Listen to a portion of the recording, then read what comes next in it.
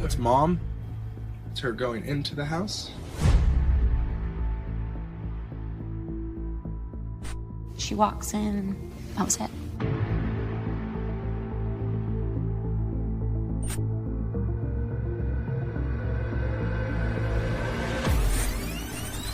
A mom is missing. This beautiful blonde, very young and vivacious woman. Everybody was starting to reach out, and like nobody had heard from her.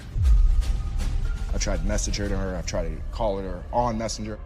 Police had to look at those facts and say she could just be off the grid right now. We don't have a crime scene. We don't have an obvious crime. There's no body, there's no murder weapon. Right here, right here. Yeah. It's gonna look like he's dragging something. What the hell did we just watch? The fiercely independent city on the edge of the Rocky Mountains is in the middle of an economic boom.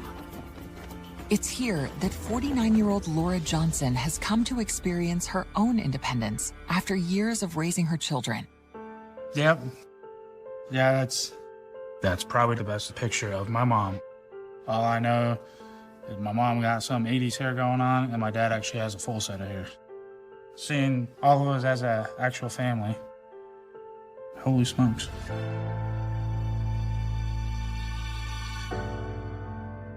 Laura grew up in Vancouver, Washington, and met her future husband Howard there when she was 18.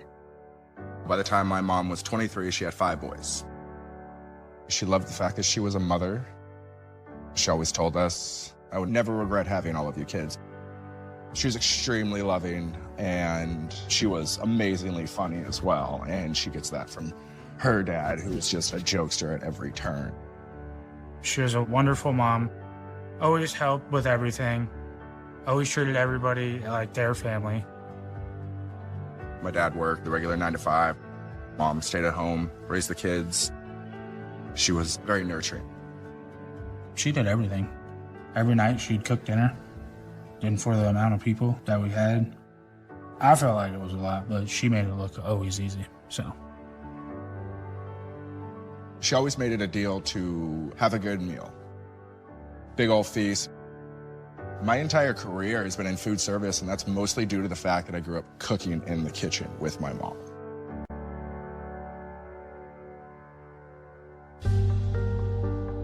But in 2012, their children grown and out of the house, Laura and her husband Howard separate, and Laura moves to the Las Vegas, Nevada area.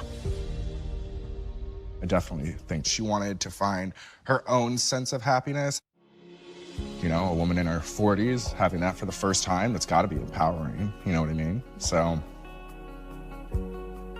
she did tell me that she had joined a dating app. And it isn't long before Laura meets someone she really likes. His name is Greg Green. Greg was one of the people who she was matched with. He worked in Vegas right there.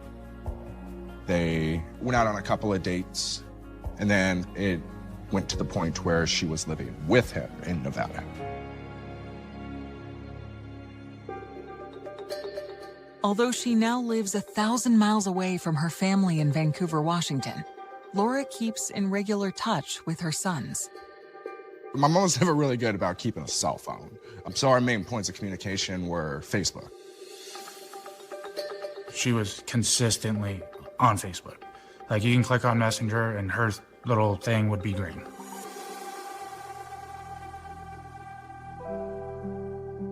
In July of 2018, Greg Green gets a job in Billings, Montana. Laura follows him there in August, and soon after, she lands a job at a Papa John's restaurant. After her first day at work, Laura calls her son, Stephen. I remember the last time that I talked to her on the phone was when she was driving home. It was literally just, you know, talk to each other, see how life's going, have some laughs. But it's not until you look back, you wish you did more with your time, you know?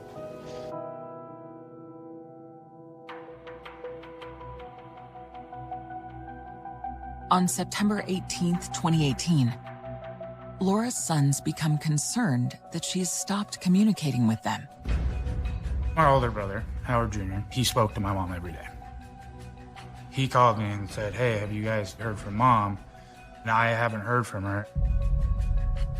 I looked on Facebook. It said that she hadn't been active for a couple days. So then I called Steven. I was like, "Hey, have you talked to Mom?" Jonathan called me on the 18th. The fact that Jonathan had even called me in the first place was a huge red flag. Because if there was a way to get a hold of her, he totally could have, you know what I mean? But now he's at the point to where he's like, I need help. I called my mom, and every time the phone goes straight to voicemail. I've tried to message her, I've tried to call her on Messenger, I've tried to call her job, and the job's just like, yeah, she hasn't shown up for work since September 13th. Like all of this, and I'm coming up with nothing. Nobody had heard from her. I called Greg, he picked up. He says, came home from work on the 13th, and she was gone, all of her stuff's gone, all of it. I don't know anything. He doesn't know where she is.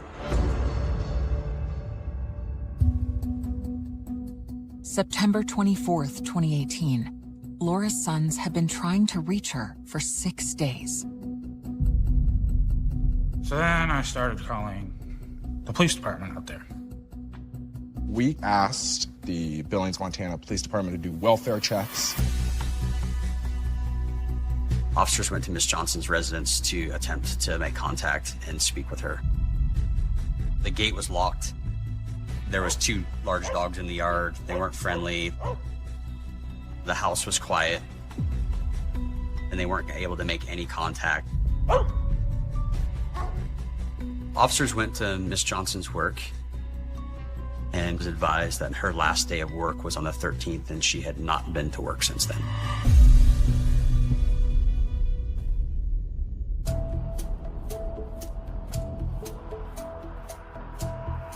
Detectives tracked down her boyfriend, Greg.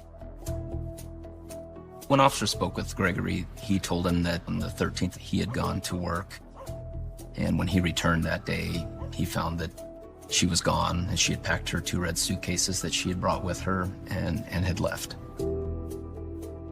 The majority of people that contact police departments looking for their loved ones or wanting welfare checks done, those people are found eventually. You know, maybe they did go on a vacation and they didn't tell somebody.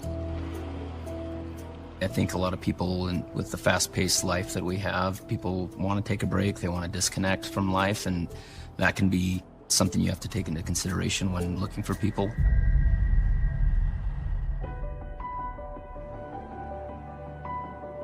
What the law enforcement officers told me was, you're telling us that she's missing. We're not saying you're wrong, but we don't have enough information to say that you're right. The fact that it was a grown woman, people believe that if they aren't being found, it's because they don't want to be found. And anybody who knows my mom in this situation know that that's fundamentally not true. So the sense of like, something's happened became very real. It's been 13 days since anyone has had any contact with Laura, and her family is getting anxious. I posted a picture of my mom, and he said, "We have not heard from my mom." And just to explain the situation, a lot of people commented on there. The post was getting a ton of shares. I thought that the whole thing was just strange. The fact that, you know, her sons haven't heard from her. We don't know where she is. She hasn't showed up to her job yet. She's not responding to text messages. The first thing that I do when I see something like that is I do reach out to law enforcement. September 27th of 2018, I did receive a call from one of the local reporters regarding a Facebook post involving Laura Johnson. So the next thing I did after I got off the phone was started to research the case. While we haven't reached the level that there was a crime committed, things were starting to fall in place that not everything was right.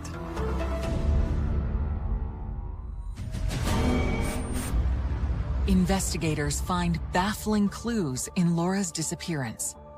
There was a recent phone ping from Washington that showed that the phone had been there on September 26th. And learn of a troubling past.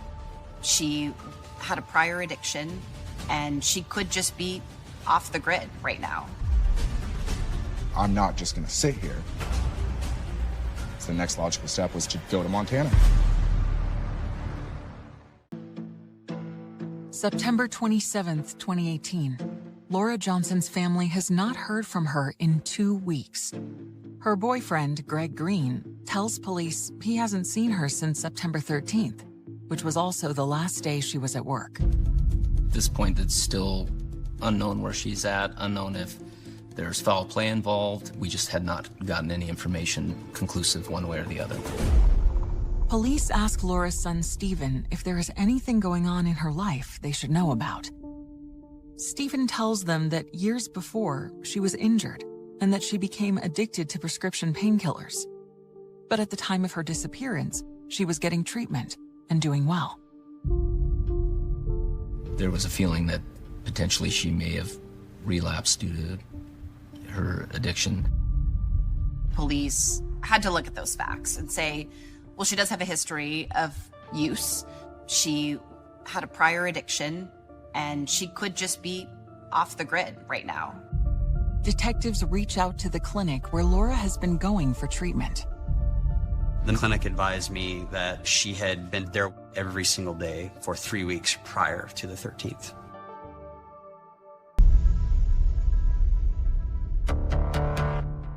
Investigators subpoena Laura's phone records, and when the data comes in, there's a glimmer of hope that Laura is alive and well. There was a recent phone ping from Washington that showed that the phone had been there on September 26th. Detectives wonder if Laura went back to her hometown of Vancouver, Washington, where her sons and ex-husband live. From an investigative standpoint, it made sense because that's where some of her support network would be. Sergeant Billings called and said, I got some great news for you. I was like, oh, she did show up in town. I got excited. Laura's sons immediately start searching all over Vancouver for her. Me and my wife drove around for 2 hours to every business that was open, showing pictures of my mom, asking if anybody had seen her. So I was like, if she's in town, she's obviously would be at one of the hotels for sure. None of the hotels are like, nope, haven't seen her, haven't seen her. Nobody's seen her. Not a single person. Laura's sons are disappointed that there is no sign of her. Then they get disturbing news. The investigators made a mistake when tracking Laura's phone. When they pinged my mom's phone, they pinged the last incoming call, and it was my dad. And it was on his birthday, because he spoke to my mom every year on his birthday. He knew everything that was going on, and he's like, well, it's my birthday, so hopefully she answers. Laura never answered that call, and detectives realized that she was never in Vancouver.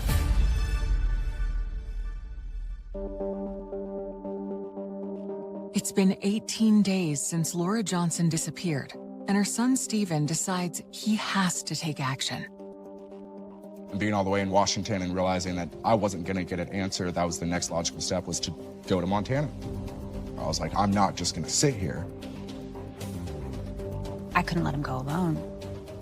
They said to themselves, we're gonna just get in the car and we're gonna drive 14 hours over to Billings, and we're just gonna go look for her ourselves. So the first place that we went was the police station. And what they tell us is, as long as I didn't break the law, I could do anything. I had inclinations about who the person Greg was, and none of that ever sat right with me. Stephen calls Greg, looking for more details about the last time he saw his mother. He picked up, it was him. You know, who are you? What is this? Hangs up the phone. So I went to his house.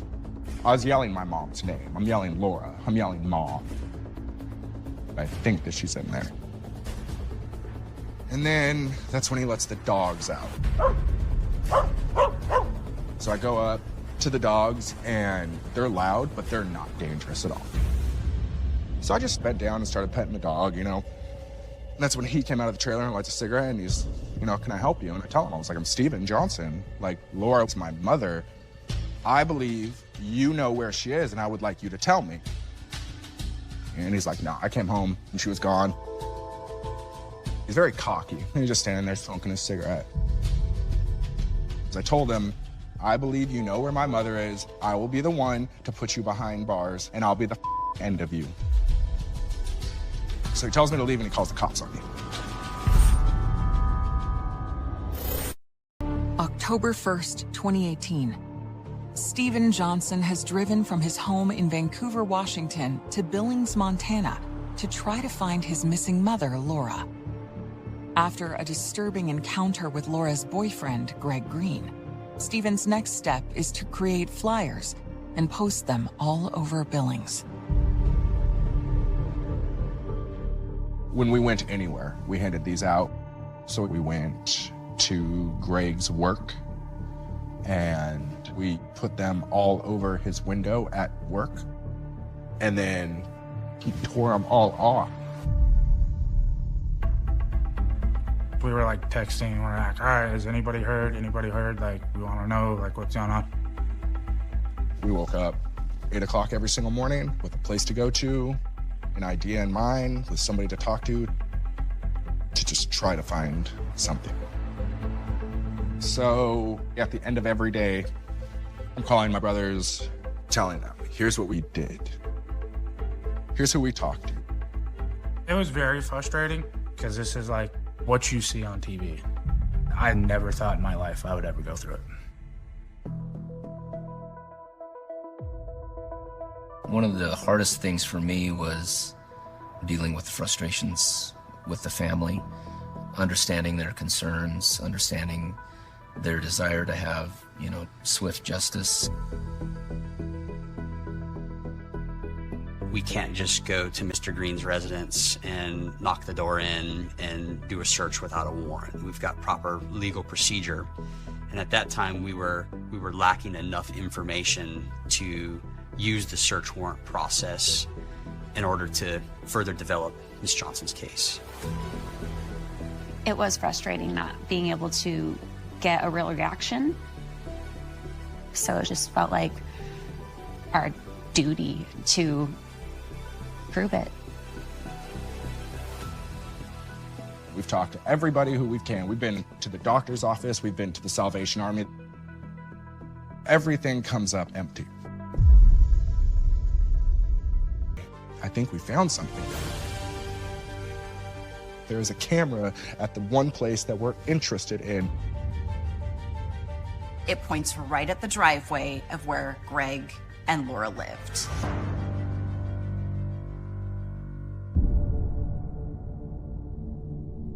Steven and Casey had talked to the owner a few days before.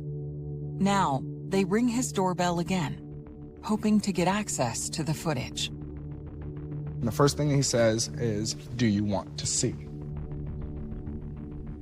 And I said, "What are you talking about?" And he goes, "I have my camera footage pulled up because you were asking me about your mom." He invites me in, and for the next like 35 minutes, I'm just on his floor, looking at a bunch of video. So the first thing we pull up is September 13th, the last day she went to work. And then Casey's recording it on her phone. You could speed it up. So we're going through. So we're watching the camera footage. And then this is where it gets very interesting. It's him, right here. Keep playing.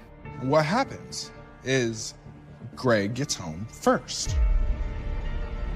Greg gets home and parks his truck and goes inside. And 35 minutes later, right here. Oh! My mom gets home. Right there. So, that's mom. Blonde hair. It is 7:07 on September 13th. God looks excited That's to her. see her. It's her going into the house. We were told time and time again that Greg's story is, I came home and she was gone.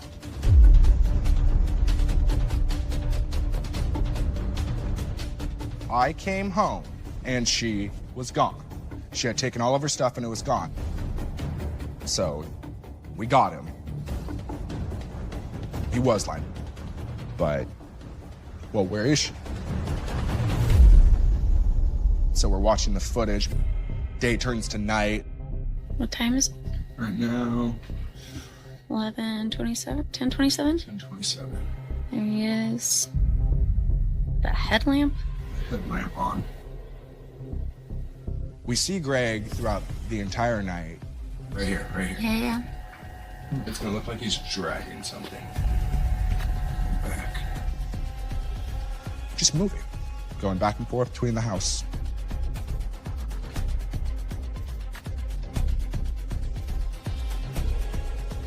That's when we call the detectives, like, you need to come see this.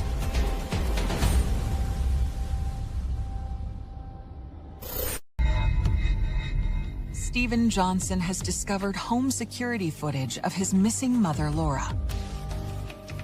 It shows her at the house she shared with Greg Green after the time Greg told police she had left. Realizing the importance of the discovery, he calls the police.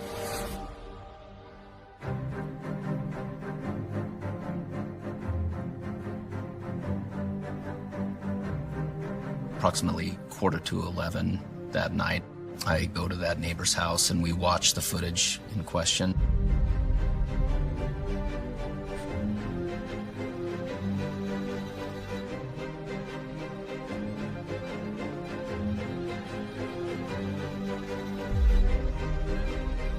We then start viewing the video in greater detail. And it was definitely very concerning. The detective's trained eye spots something that Stephen and Casey missed. The footage shows the area of the driveway where Laura Johnson is observed coming home that evening, and she's exiting the vehicle and walking toward the trailer. Gregory, he's also seen going back into the garage and coming out with 2 red-colored suitcases in that vehicle as well. The same 2 red suitcases that Greg told officers that Laura had taken with her when she moved out. And then, the detective sees something that changes the investigation from a missing persons case to something much more disturbing. And you can see him walking out with that large, heavy object.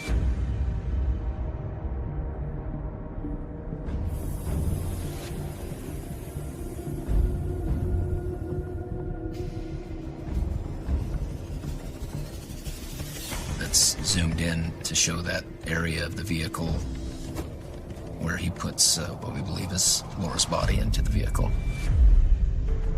And then ultimately he's observed putting a shovel in the back of the pickup bed before he leaves that evening just after 7 p.m. We believe that more than likely that is her body, but we need a lot more evidence to prove that at this point. That was kind of a gut-wrenching feeling to know that you just observed somebody's last moments. What the hell did we just watch? The only logical answer is, you know, Greg ended my mother's life that night. And finally dawns on me, like after all of this, that I'll probably never get to see my mom again.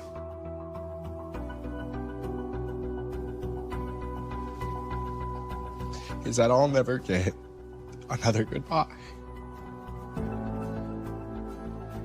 I'll never get that closure. I'll never get the last I love you. I'll never get any of it. It's just gone.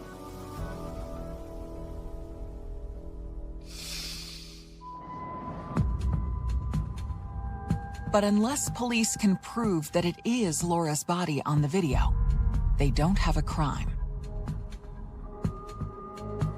On October 5th, 3 weeks since Laura was last seen. Billings police asked Greg to come into the station for questioning. Gregory told us what he had initially told officers. He told us that on the 13th, when he got home that evening, she was gone and her 2 red suitcases were gone. In that video, it shows Greg pulling those suitcases out of the house and packing them up in his truck. He seemed very surprised when we told him that there was video, and then he decided that he didn't want to talk to us anymore. We informed him that he was not going to be allowed to go back to his home. We believed that that was a crime scene at this point. The vehicle he drove to the police department was impounded at that point. We have now crossed into full-on criminal investigation. We do believe a crime has committed. We had probable cause at that point to seek a search warrant for his residence. But we didn't have enough information to that point to make an arrest.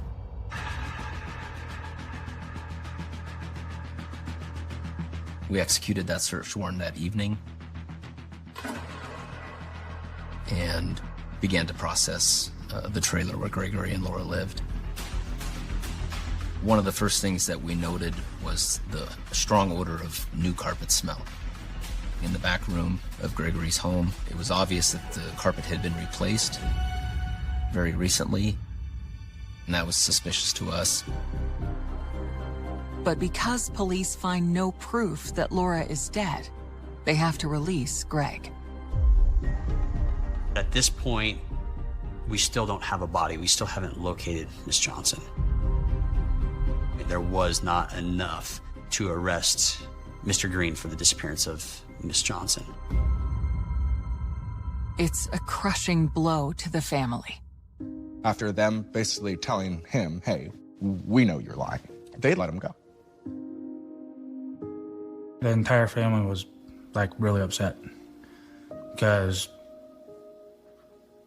you have all this video, but you don't arrest him. Why? There's a lot of frustration, but I would say it was mainly based around like, this guy did all of this and we could just see right through him.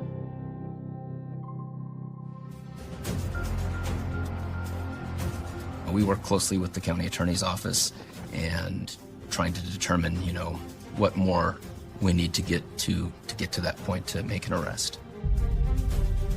I had to remain focused on what needed to be done to build a case against him. While the forensics team examines Greg's seized work truck, detectives have a strategy to keep an eye on Greg. One of the last things we did when we searched the residence is we placed a tracker on his vehicle. We believe that he did more than likely take Laura's body to some location to bury her. We placed the tracker on with the hope of he might go back out to the location. The tracker is placed on Greg's personal car, the same one that Laura is seen driving on surveillance video on September 13th. On October 5th, hours after his interview with detectives, Greg Green starts to move. And at approximately 10 p.m. that evening, his vehicle started to move towards the interstate, headed west outside of Billings.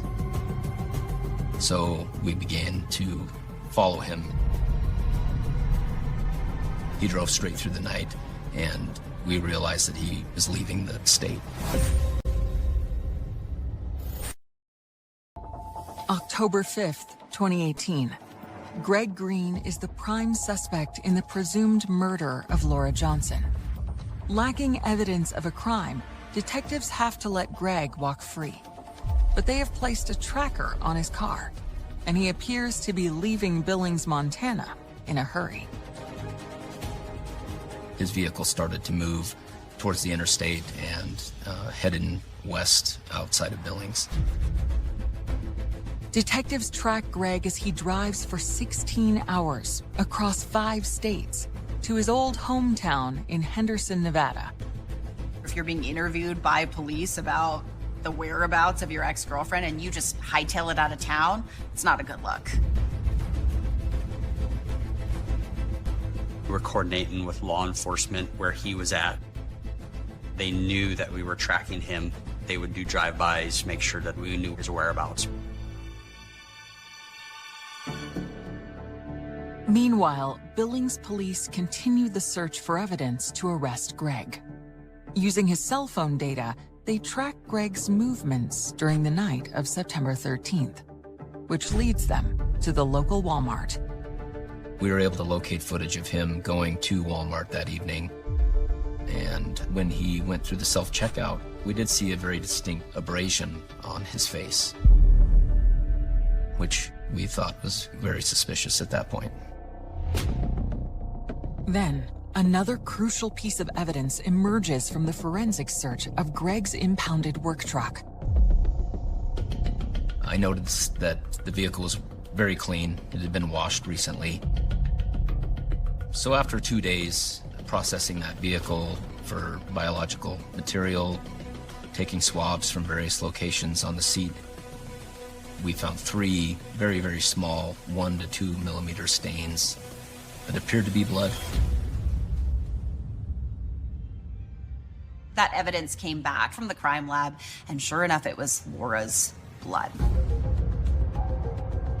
The totality of all of the evidence that we had located, including the blood on the door of that truck, and together with video footage showing him carrying out what we believed was Laura's body, at that point there was enough evidence to arrest him.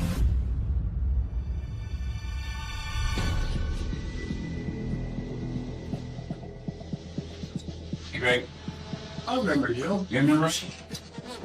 All right. So you know why we're here? I imagine so, yes. Okay. So, Something changed for something like this, or? well, we have a warrant for your arrest for deliberate homicide, so that's what's changed. That's why you're here in handcuffs, Okay. and you'll be expected back to Billings Huh. for deliberate homicide. Deliberate homicide. Deliberate homicide. Do you want to tell us what happened with her when she came home that night, and what you did with her? That's your decision. I'm not going to press you. That's what I want to know. I did everything that I know already. Okay, well, we both know that's not true, so if you don't want to talk to me, we'll end that there, okay? After being held for 7 months in a Nevada jail, Greg is extradited to Billings. More than a year later, in February 2020, his trial is set to begin. But without Laura Johnson's body, a conviction is far from a sure thing. We had a theory of what we believed happened, but we just didn't have a body. This is the very first case that I've ever had that involves a no-body homicide arrest. When you're trying to convict somebody of deliberate homicide and you don't have a body to go along with that, it can be very stressful. What is your evidence? Can you really make it stick? Drug surveillance video and murder. Testimony begins in the trial of a Billings man accused of killing Laura Johnson. We sat right behind him the entire time. I was not happy at all. He was not taking anything seriously. I don't know if he was just in disbelief, like this is really happening, so he just kind of like went numb to it. He maintained his innocence the entire time, even though there was video being played in the courtroom of him carrying what appeared to be Laura's body out of his house. The evidence in this case will show you that the defendant took great lengths to cover up his murder of his girlfriend, Laura. Prosecutors present jurors with a possible motive for the brutal murder. Laura was about to permanently end her rocky relationship with Greg. One of the things we did learn from the trial was she had moved into a separate bedroom, and she was saving money to try to leave. He acted like he was at home sitting on his couch. And yeah, he didn't care whatsoever. He thought he was like at home watching Netflix or something. He knew exactly where the cameras were from news media. There was a moment where he turned around, looked into the lens of our camera, and gave a little smile.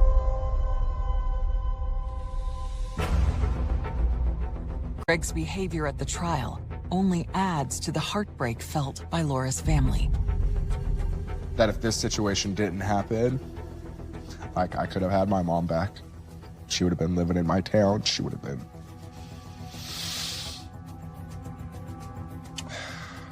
She would have been here. It's not fair. How will this trial pan out without evidence of Laura Johnson's body? This case has had so many unanswered questions. It's had so much heartache with it. And there's no body, there's no murder weapon, there's no evidence that shows he actually killed her.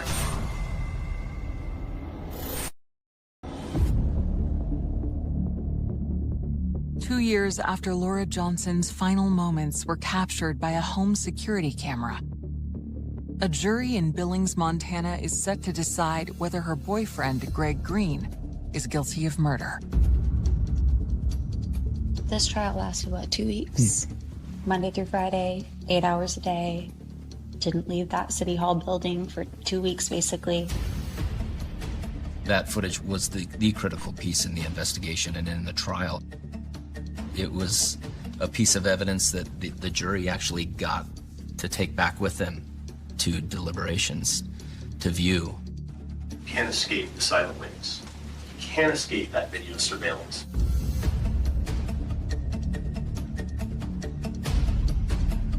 Any person with common sense to see all the evidence, and especially the video, would know he was guilty. I just got home the day before, and Steven called and said, hey, they have a verdict already. We're headed back.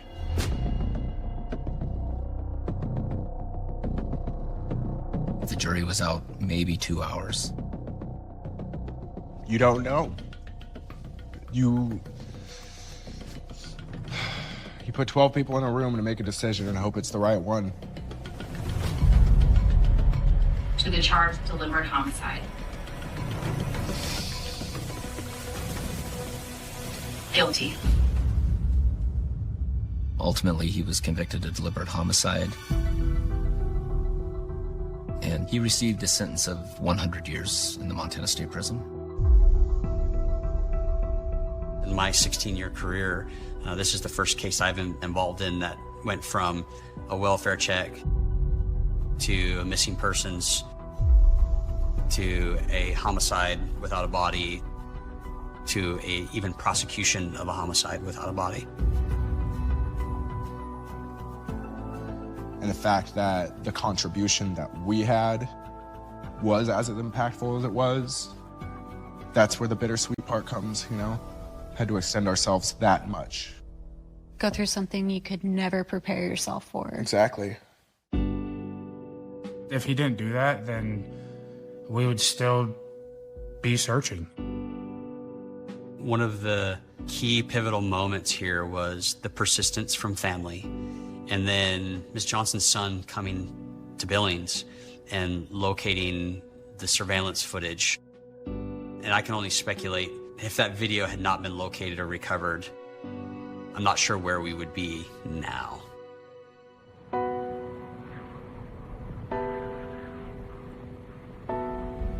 Today, Stephen and his brothers are focused on keeping their mother's memory alive. My mom was a part of my life every single day. I got married last year to my beautiful wife, Casey here. We had our daughter, Eliza, and Eliza's middle name is my mother's name. So her name is Eliza Laura Johnson. Big part of how my mom was as an everyday mother is the ways that I've been able to cope with her loss. So making the meals that she made, having the family dinners, you know, bringing her into my life in those little ways to keep her alive. That's what I do. She's there every time I make dinner, you know? The only thing I have that I can hear her voice now is April 2018. She called me, but I was at work, and she left me a voicemail to tell me happy birthday. That's the only thing I have to like hear her voice. We still have the fact that we don't know where my mother lies to this day, that we have not been able to bring her home. We haven't had the sense of closure for peace. There's been no funeral, there's been no memorial, there's been nothing.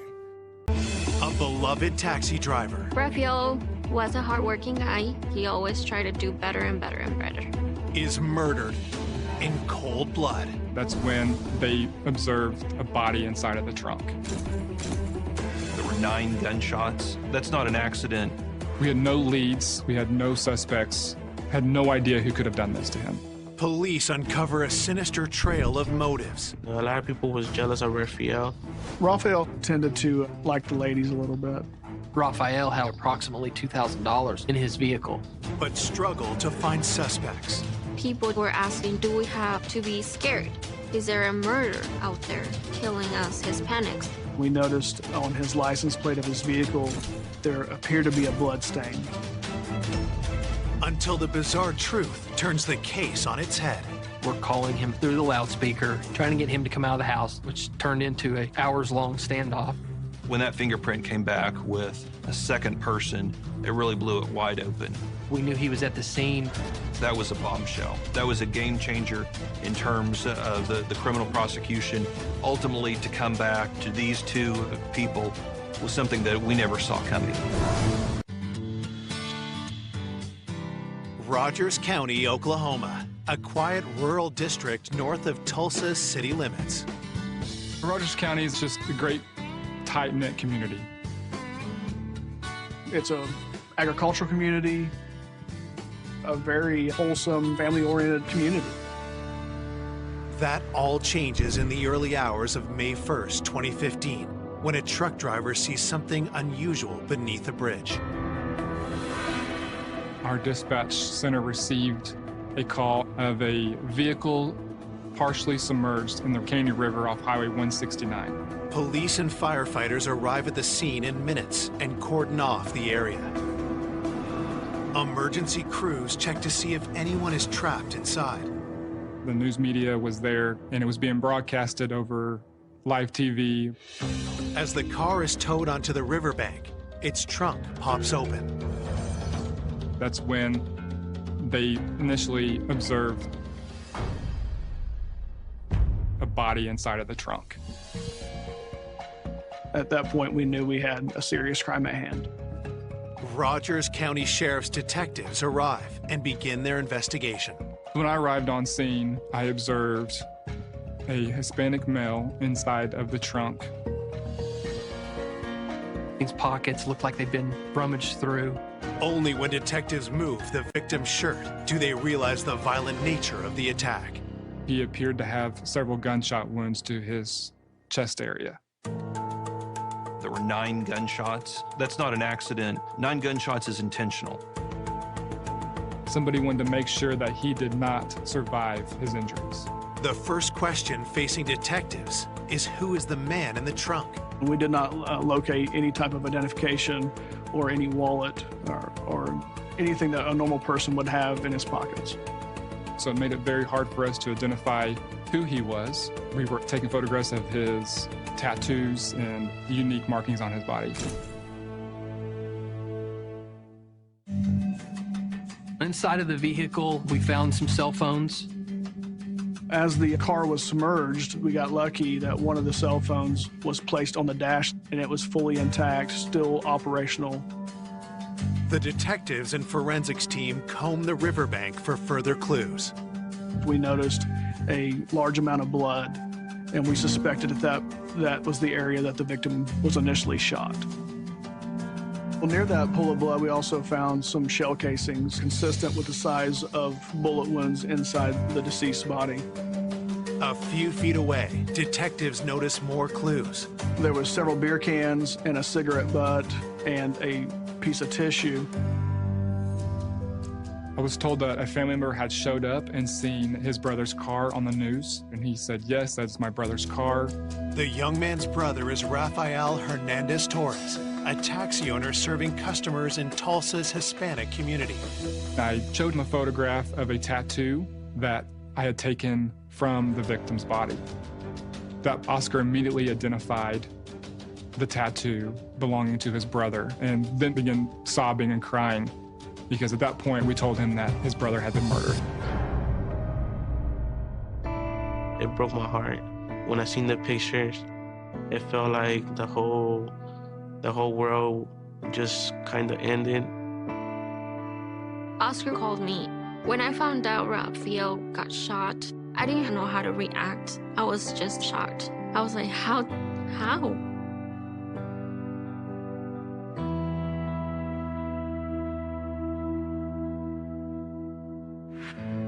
Raphael Hernandez Torres was born outside Mexico City on October 22, 1976. As a kid, he was a rebel. Growing up, he was always riding his bike from town to town. He loved to go and get to know people from other places, get to know other cities. He just loved to travel everywhere. When Raphael was 20 years old, his parents moved him and his siblings to the U.S. As one of the oldest sons, Raphael helped support the family. It was difficult to move to a different place that we didn't know, and we had to start from zero. Raphael was the big brother. And as soon as we got here, Raphael told us to get straight to school, learn the language, and just keep on going. Raphael was a hardworking guy. He always tried to do better and better and better. As a young man, Raphael's warm personality attracted others. He was so friendly with everyone, especially ladies. Raphael was enterprising too, turning his passion for travel into a career. Raphael started his taxi business with one car. From there, it kept on going and going. Raphael was known in Tulsa's Hispanic community as someone willing to help anyone in need. Raphael cared about everybody. If he saw you down, he'll try to help you. If he saw you homeless, he'll get you a room and get you a shower and help you out. He knew people who didn't have anything to eat, and he helped them out. Raphael had a great heart. What would lead anyone to take Raphael's life so violently on that riverbank? Everybody knew him. Everybody liked him. He did a service to his community, always gave back to his community. At this point, we're thinking, why would somebody kill him? At the crime scene, detectives ask Oscar and Juan what they know about Raphael's last hours before his body was discovered in the river. Raphael called me and told me that he was going to Texas. But the next day, he didn't call me, which was strange because he was always calling me every time he went out of state. Police ask if Oscar and Juan know why anyone might want to kill their brother. We learned that Raphael was known to carry approximately $2,000 on him at all times. Whoever did this took his ID, took his wallet, took any money he may have had. So that led to the possible motive that Raphael had been killed for the money. Oscar gives the detectives one more useful piece of information. Oscar told us that some of Raphael's vehicles had been vandalized where Raphael ran his business. A lot of people was jealous of Raphael because he was really successful in the business that he was doing. Had the beloved taxi driver made a lethal enemy in his community? We had no leads, we had no suspects, had no idea who could have done this to him. This wasn't just a disagreement or something. It was a very violent act. I had a lot of questions about Raphael. Why? Who? Why would they kill him? What did he do? This is not a random killing. This is someone who targeted Raphael and wanted him to die. Coming up, detectives uncover a tangled web of romantic interests. Not only does he call her frequently and go by and see her, but I know he bought her flowers. She had an unusual relationship with her ex-husband. They both still slept in the same bed. So a scorned husband, that could fit right in with that. Now we're starting to think this could be a motive. And a surprising lead sends the case in a new direction. We were shocked when we found a second individual's fingerprint at the scene. After discovering Raphael Hernandez Torres shot dead and stuffed into the trunk of his own taxicab, detectives are trying to establish if it was a robbery gone wrong or if he'd been targeted by someone with a grudge. We were trying to see if we could locate who had vandalized Raphael's vehicles, see if there's anyone that had a motive or a reason to harm or murder Raphael. Detectives are also on the lookout for vehicles spotted near the bridge on the night of the murder. We established a tip line, and we got that number out to the news outlets. We received multiple tips from passerbys describing that they saw a truck on the side of the highway, a black SUV on the side of the highway, and then a silver car on the side of the highway. So we initially started looking for vehicles that could match that description in the hopes that we could run a name. Next, investigators head to the heart of Tulsa's Latino district, where Raphael based his business. The area of 21st and Garnett in Tulsa is a predominantly Latino community. Right at the heart of that is Santa Cecilia Plaza.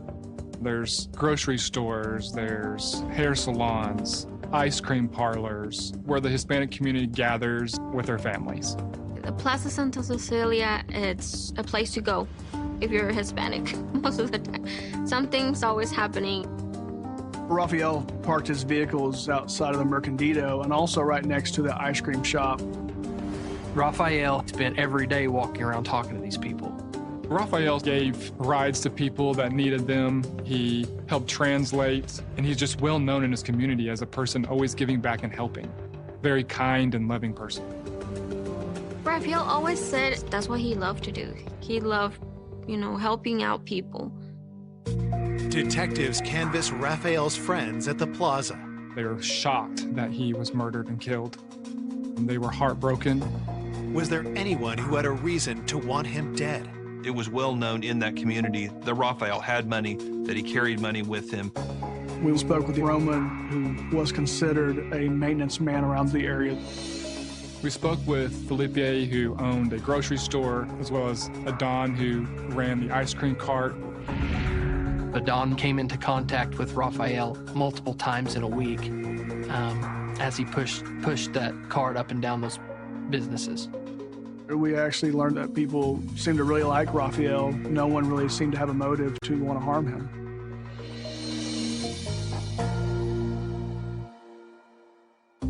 As detectives continue searching the plaza for leads, they gain access to Raphael's cell phone records. So initially, we had the physical phone. I drafted a search warrant to try to extract as much data as possible from that phone. Raphael was talking to multiple people between 9:15 and 9:30. So we know that he's alive at that point, or he wouldn't be answering his phone. And then after that time period, he doesn't answer any more phone calls. It's always important when someone has been murdered to find out who they talked to last.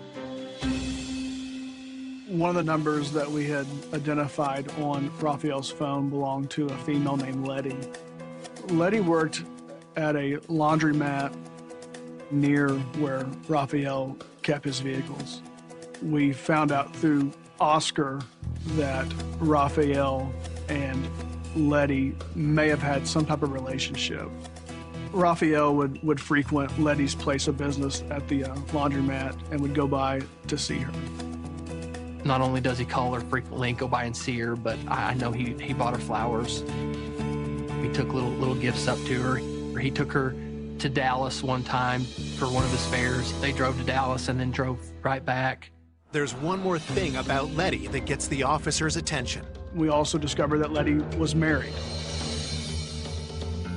As officers dig into this new lead, Raphael's autopsy results come in. Raphael was shot 3 times in the front and 6 times in the back.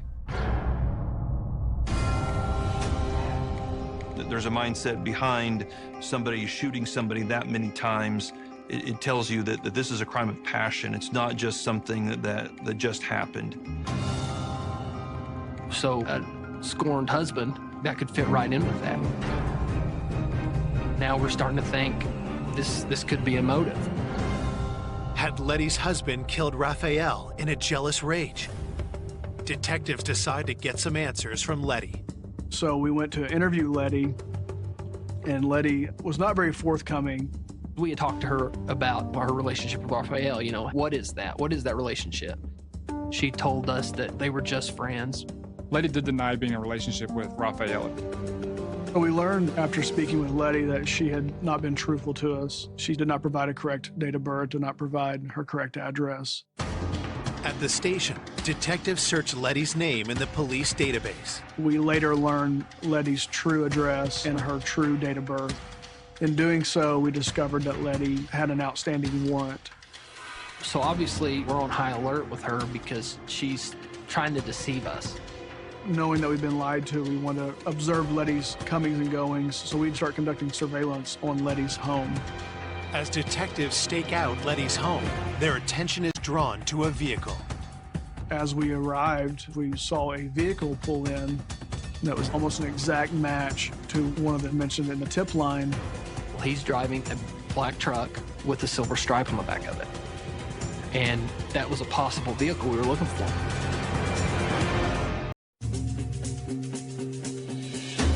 Detectives investigating the shooting of taxi driver Raphael Hernandez Torres believe his friendship with laundromat worker Letty could have sent her husband into a jealous rage. The first thing we decided to do when looking into Letty and her husband was we went to see who her husband's talking to. Then a truck pulls up in Letty's driveway that matches a vehicle spotted near the scene of Raphael's murder. So from there, we decided that we're going to make contact with the individual in the truck. Officers confront the truck's owner, who claims to be the friend of Letty's husband, Mario. Rogelio was basically crashing on Mario and Letty's couch, and they were putting him up for several weeks. While speaking with Rogelio, we noticed on his license plate of his vehicle that there appeared to be a blood stain. And there's a bloody fingerprint on the tag of the truck. Looking under the truck, and there's a piece of tissue that is kind of consistent with tissue that we found at the scene. Is this the evidence detectives have been searching for? They search the house and see what else they can find. During the search of that home, we did find a firearm inside the home. We submitted that to the state crime lab. We had a victim that had been killed, put into the trunk of his vehicle, and then that vehicle was subsequently pushed into the river.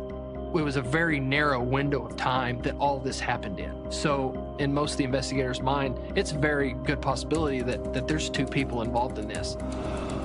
We got what we believe could be the possible vehicle. We have evidence that Letty's husband and this friend of his could be our suspects. And we're thinking this is the big crack to the case that we've been looking for. Police bring Mario and Rogelio in for questioning. They ask Mario about Raphael. Had the taxi driver's advances on Letty made him a target? Mario was familiar with that Raphael had bought his wife flowers and was known to stop by her place of business frequently, but he did not seem to be very upset by that. Mario insists that he was never jealous of Raphael because he and Letty are divorced. We had discovered that Letty had an unusual relationship with her ex-husband. They both still lived in the same house. They lived there with their children. They even slept in the same bed. She was kind of out seeing people. He didn't care. Mario also insists that he was at home asleep on the night of the murder. Rogelio gives the same alibi, insisting that he never left the house that night. Their alibis were not really solid. We were worried about them being co-conspirators, so at the time, we weren't putting just a whole lot of stock into that. Officers press Rogelio about the blood on his license plate. But we talked to him about the blood on it, and he's got a good excuse for that. He cut his finger trying to put the tag on, and the bloody fingerprint is his blood. They were more than willing to provide their DNA and fingerprints to clear themselves. Despite officers' suspicion of Mario and Rogelio, the lab results tell a different story. We have DNA from the scene, and Rogelio and Mario don't possess that DNA. The firearm inside the home did not match bullets that we found in Raphael. And based on their phone numbers, they weren't at the scene.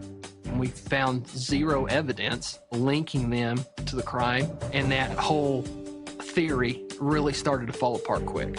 We were going back to the drawing board and we were starting over again. We weren't sure on where to go from here other than talking to the community. It was very frustrating during this point. With each passing day, pressure to solve the case is only increasing. People were asking, do we have to be scared? Is there a murder out there killing us Hispanics? My whole family was worried because they didn't want me doing the taxing business because they didn't want me to be the same as my brother. At a crossroads in the investigation, police find a new way forward when they gain access to further cell phone records from the night of the murder. One of the last contacts that Raphael had was a fare that was supposed to be getting a ride to Texas later that night, and Raphael never showed up. But there's one other number that we know is also communicating with Raphael at around the time of his death. Raphael was scheduled to pick up an individual and told him that he was going to be late because he had another job.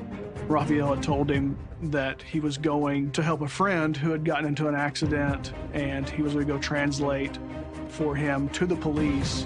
We know that phone conversation took place around 9:15, and we believe that around 9:35 that Raphael was murdered.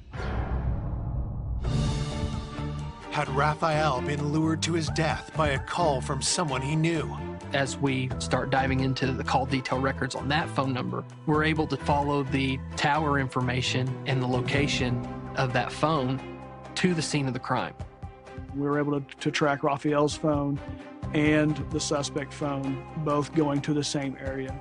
However, Raphael's phone didn't leave, and the suspect phone went back to Tulsa. This was very important to us because we knew that this was the possible killer that enticed Raphael to where he ultimately was shot and killed. That's when we make the decision to focus everything on that number. When police try to identify the phone's owner, there's a problem. We get subscriber information for the phone number, and it comes back to a fictitious name. The number was on a prepaid phone. It wasn't attached to any particular person. That number was very important to us, especially after seeing the links that the individual went to hide their identity. We felt very strong that this number was going to belong to the killer. And so investigators had to start looking at other ways of identifying who this phone belonged to. We started to get call detail records for that number. And they started contacting people that were in contact with the cell phone.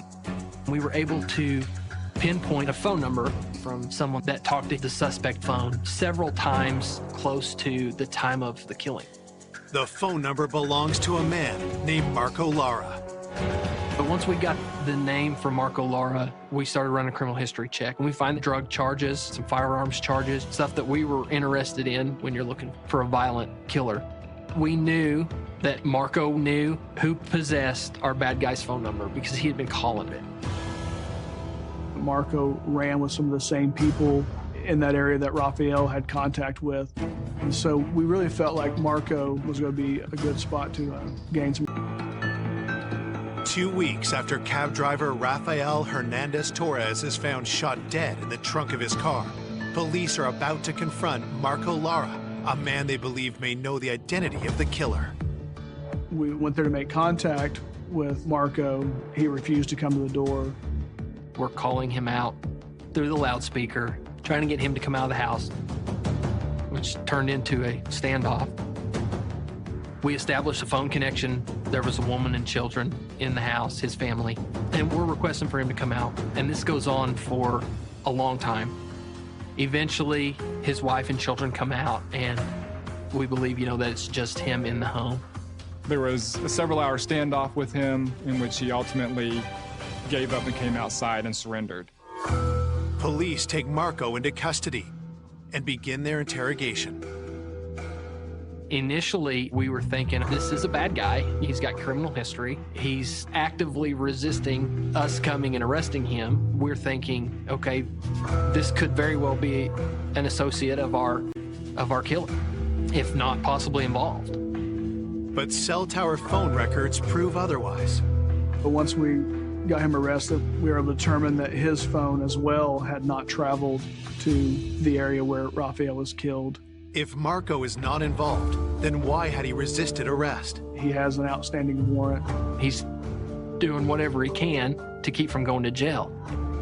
No longer a direct suspect, Marco still has information valuable to the investigation. So we had seized his phone. We had his phone. I typed in our suspect's number, and he said, that's him. That number belonged to Roman Medrano, who lived in Tulsa. Marco provided us the apartment complex that Roman lived at. So knowing that Roman Medrano was the owner of that phone, we sat at the apartment complex and we figured out what apartment he was in. And the next morning, we served a search warrant on that apartment. When detectives search the apartment where Roman Medrano lives with his wife Blanca, they're surprised by what they find. As we entered the residence, I noticed there was no furniture. It appeared that Roman maybe didn't have a lot of money. Maybe he was struggling to pay his bills. We find that there's very little in the way of furniture, and it looks like things are being sold off. There's IRS paperwork scattered about. Searching through Blanca's purse, officers make a discovery that raises their suspicions further. There was approximately $2,000 in her purse. Raphael had approximately $2,000, in his vehicle. And now our suspect's wife has this large sum of money in her purse that is pretty close to the amount. We had the one suspect number that we had determined to belong to Roman Medrano. At that point, we felt we had enough to bring Roman and his wife in for questioning. At the police station, detectives first interview Roman's wife, Blanca. Blanca initially denied knowing who Raphael was. Blanca told us that she was not given a ride by Raphael, that Roman has nothing to do with this. Then how to explain the $2,000 in her purse? Roman doesn't have any money. He's worried about losing his roof over his head. It's well known in the community that Raphael carries lots of cash with him. So I don't think it was any secret that by killing Raphael that Roman could get a payday out of that. Blanca basically told us that Roman was with her the night of the homicide, that he's always home. In another interview room, detectives question Roman. Roman told us that he did not know Raphael, that he didn't know that his wife knew Raphael, that he had never been to the area where the homicide occurred. Roman denied every aspect of any knowledge of the case whatsoever. Roman just heard of Raphael's taxi service and that he was, doing work in the Hispanic community. But detectives have information that suggests a closer connection. Shortly after the first interview with Marco, he reached out to us and gave us more information about Roman. Marco told us that he had overheard Roman and another individual talking about how Raphael had given Roman's wife, Blanca, a ride in this taxi cab to the Tulsa County Jail. Pressed further, Roman admits to knowing more about Raphael than he first let on. Raphael had a successful business and tended to like the ladies a little bit. Roman did not like the fact that she was taking rides with Raphael. He still wasn't willing to tell us that he was, at the scene of the crime. Confronted with Roman's admission that she'd taken rides with Raphael, Blanca's story begins to change. Now she knows Raphael. She's telling us that they had talked, they knew of each other. Blanca began to tell us that during one of her rides with Raphael, that he came on to her and that she believed that it was inappropriate and told Roman about it. We had learned that Raphael had made comments to Blanca as trying to hit on her, and that this was very upsetting to Roman. Blanca described Roman as a very jealous man. Had something happened between Raphael and Blanca that triggered Roman to seek revenge? Based on how many times they were shot, there was a personal element to this. We believe that Raphael's conduct towards Roman's wife could have been a motive to kill him. At this point in the investigation, we definitely feel like we have our guy. 17 days after Raphael Hernandez Torres' murder, police are investigating husband and wife, Roman and Blanca Medrano. There were two angles that led us to Roman. One was jealousy. We knew that Roman was aware of Raphael giving a ride to Blanca. Roman believed that Raphael disrespected his wife by coming on to her as she described, which would indicate a motive behind Raphael's killing. But we also knew that Roman was struggling financially. And we had every reason to believe that Roman would know that Raphael carried money with him. We definitely feel like we've got probable cause to arrest him. We feel like we have our guy. We don't know if there's another individual at this point, but we know we've got at least one of them. Under questioning, the couple remains adamant in their denials. Roman would never come out and tell us the truth. Roman told us that he had never been to the area where the homicide occurred. Blanca gives us an alibi for Roman and says that he's at the house with her. We knew that wasn't true because it was Roman's cell phone that was at the scene.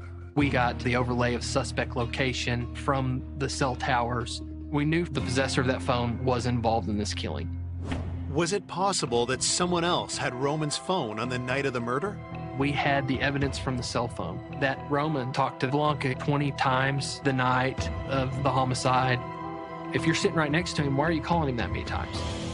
And she says, I'm not. So things kind of started to change. Now we have actual evidence from, the mouth of his own wife that what he's saying isn't true. So to this point, we have a very compelling circumstantial case.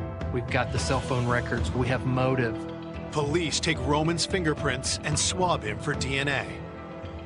And then we get the information back from their crime lab, and we find DNA from the scene on a beer bottle that belongs to Roman Medrano. The DNA evidence that came back to Roman Medrano really firmed up the case against him. It went from a very circumstantial case to a really good case. Police are ready to charge Roman with murder, but know the case is far from airtight. There was no murder weapon. We didn't have an eyewitness to it.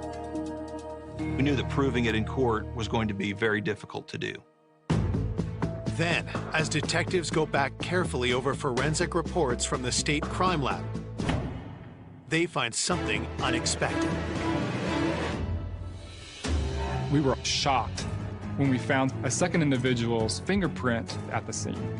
When that fingerprint came back with a second person, it really blew it wide open. This fingerprint affirmed our suspicion that there was more than one person involved in the killing. That was a bombshell. That was a game changer in terms of the criminal prosecution, because now we had an eyewitness. That print came back to a guy by the name of Adon Mora.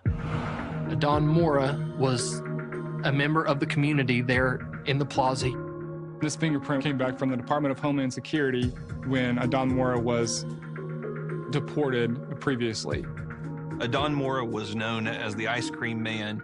When I found out that the Ice Cream Man was involved, it was a shock because you don't expect someone to be that person. Why would Raphael's friend, the ice cream vendor, turn against him?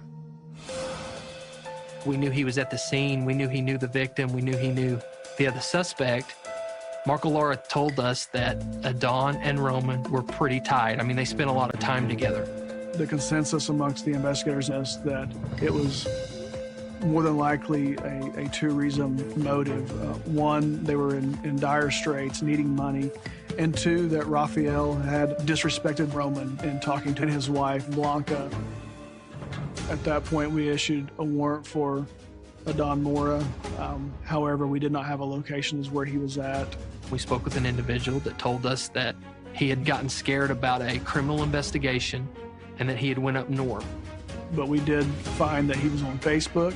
We wrote a search warrant to Facebook, and Facebook provided us a probable location of Adon. We were able to locate those IP addresses into a suburb of Detroit, Michigan. It gave us about a 3-block area.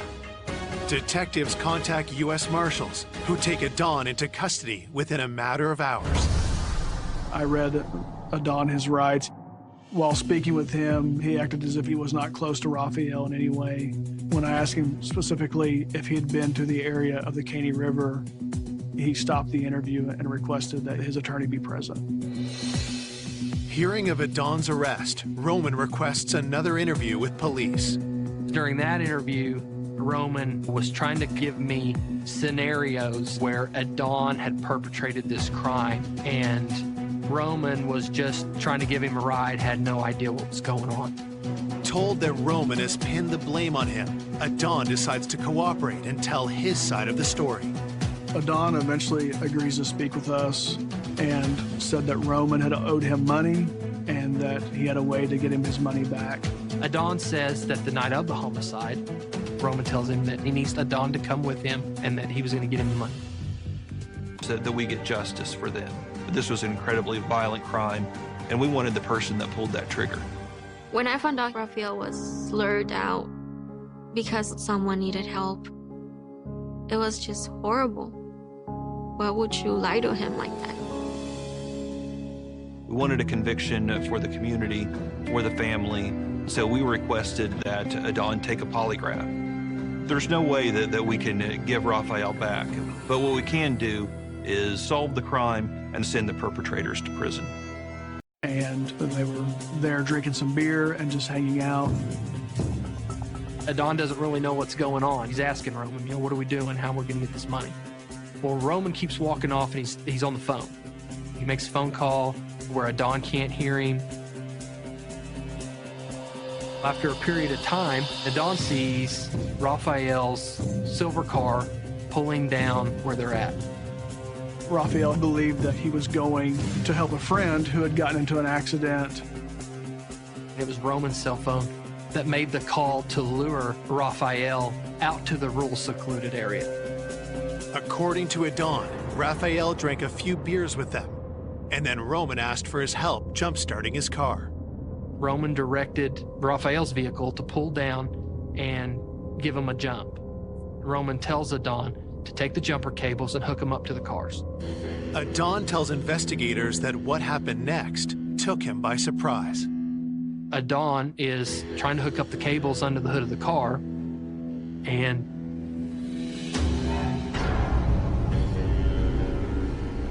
he hears the gunshots. He looks up and says that he sees Roman standing over Raphael, and that Raphael has been shot several times. Adon fingers Roman as the triggerman, as the actual killer. The polygraph test confirms that Adon is telling the truth. That was the last piece of evidence that we needed. The information that he gave was truthful. And it became clear that Roman was really the one that had a personal vendetta against Raphael and the financial motive for it. But we knew Adon participated. We knew he helped out with it. Adon admitted that he put Raphael's body in the trunk and helped push the vehicle into the river. And Adon said he was afraid that Roman was going to shoot him as well. Adon never says anything about the money. Adon just says he's worried that he's going to be next. Now, he's a witness to this crime. And so Adon, because of that fear, fled the area shortly after the crime had happened. Ultimately, we charged Adon with accessory and gave him a 15-year sentence. Adon was there. He could have stopped this, and he didn't. He could have cooperated, and he didn't. So he needed to go to prison. Roman entered a plea of no contest to murder in the first degree, and the judge sentenced him to life in prison with the possibility of parole. When this investigation started, it was a true whodunit. We weren't certain on who was involved or why they would want Raphael killed. For such a violent act to be committed over a couple $1,000s and an offhand comment to Roman's wife is unexplainable. It was a cruel and unusual way of getting back at somebody for being jealous and wanting the things that he had. Raphael was a generous man, a benevolent man, and they took advantage of that. They knew that he would be willing to help them, and they used that good nature against him and ultimately lured him out there and murdered him. My whole family felt relieved because we finally got justice from my brother Raphael, because his dad didn't go in vain. My feeling and thought about these people was always like, why? Why? What problem did they have with Raphael? I don't know.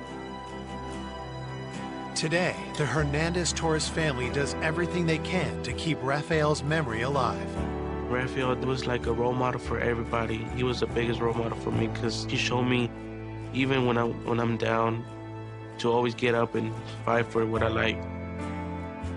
We just love. A single mother with a big heart. If you needed anything, she was always there. She was a sweet girl. Everybody loved her. Is the victim of a bizarre murder. Duct tape had been wrapped around her head about 14 times. This is nothing I had ever seen before or even heard of before. Leaving her young son as the only witness. A 4-year-old child had been just mere feet away, his mother being killed. Investigators focus on the men in her life. This guy, he wouldn't look at us. He was more nervous than normal. And that polygraph test, he passed. It was frustrating as hell. She was using Norma's house for these sexual liaisons. To unveil a killer hiding in plain sight. Of everyone we dealt with, he was maybe the coolest customer of the bunch. People didn't see that inner demon. He was an unexpected killer. It just blows you away. Port Hueneme, California, a peaceful beach town on the Pacific coast. It's a hidden gem. Port Hueneme is about 60 miles north of LA. It's a completely different environment. It's a lot more relaxed. It's a quiet town, and it's a town that has, for a long time, a ridiculously low crime rate and very rarely a homicide. But the tranquility of the seaside community is shattered one summer morning when police get an urgent call.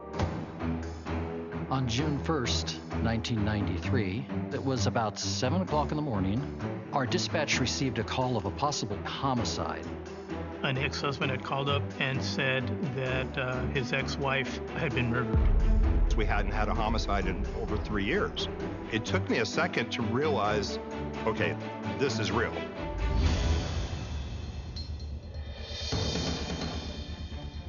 Detectives arrive to begin the investigation, but nothing can prepare them for the scene inside.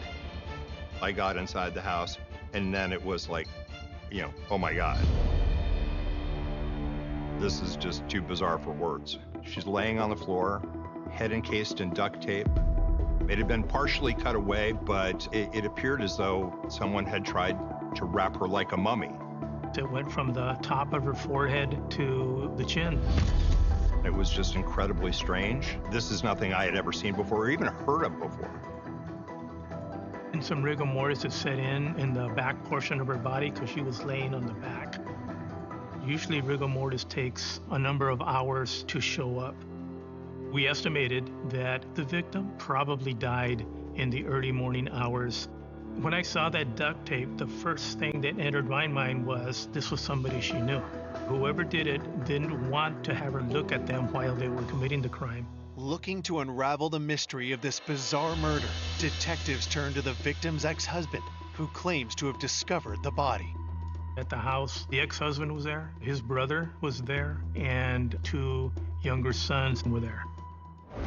The ex-husband, Tony, identifies the victim as 32-year-old Norma Rodriguez, mother to 2 boys, Andrew, 11 years old, and Austin, 4 years old. Tony. He said that he had come over to the house to pick up the kids to take them to school, which was his regular practice. The two boys were still asleep in their beds when Tony realized what had happened to their mother. He told them to stay in their room until police arrived.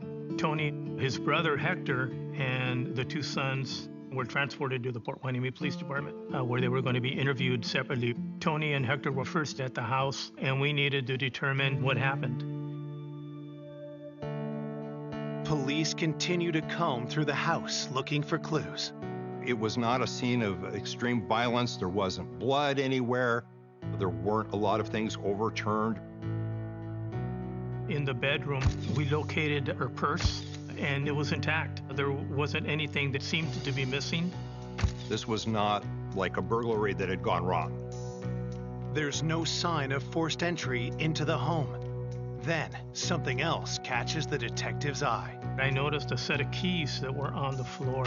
They were in an unusual location, close to her body. We checked and confirmed they were Norma's house keys. But why were Norma's keys lying next to her body? As investigators finish processing the scene, Norma's sister, Auralia, arrives. I was supposed to pick her up because we were going to go looking for a car for her. And I had been calling her and calling her. And I drove to her house. That's when I saw the yellow tape. I saw the police department there, and that's what they told me would happen. And my worst nightmares, did I ever think that this would happen to my sister? It is horrible, horrible.